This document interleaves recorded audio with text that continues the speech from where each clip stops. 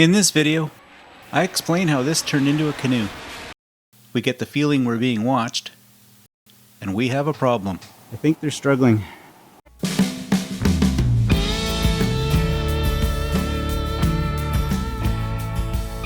We're finishing up day one on the Mississagi River.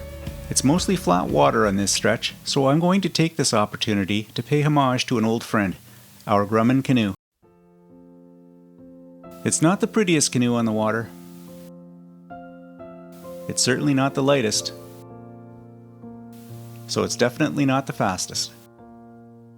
But for us on the Mississagi, it might just be the best. We begin this episode launching from the beach where we stop to have some lunch. There are few rapids or swifts to speak of on this leg, so I get a chance to think about how the Grumman Canoe came into being.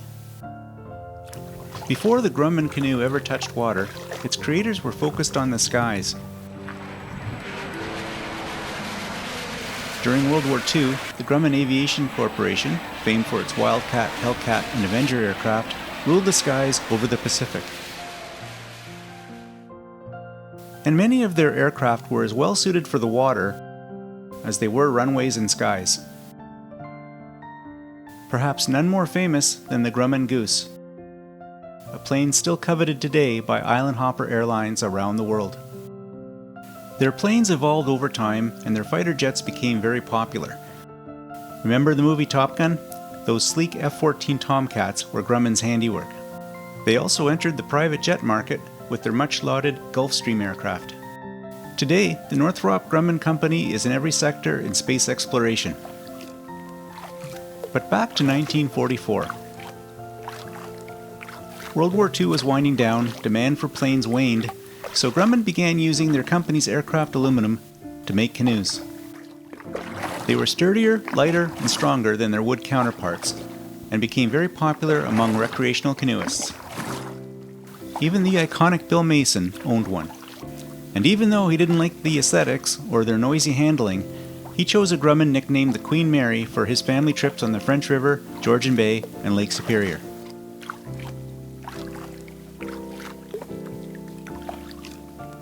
And yes, they are noisy, they don't have the prettiest lines, and they can even leave a hint of aluminum oxide on your skin, clothes, and paddles. But they're dependable, rugged, and unpretentious. A perfect fit for the Mississagi, as we confirmed a little while later.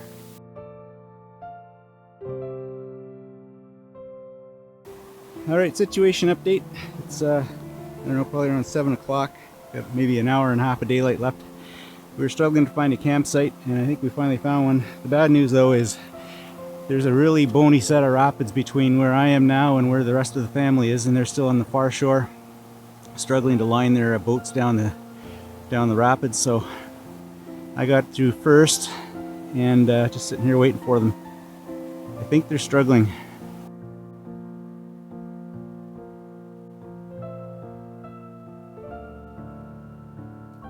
The kayaks in Grumman acquired a few new battle scars, but everyone made it to the campsite safely. We conclude our trip in next week's episode. Until then, thanks for watching, and we hope you enjoyed the video.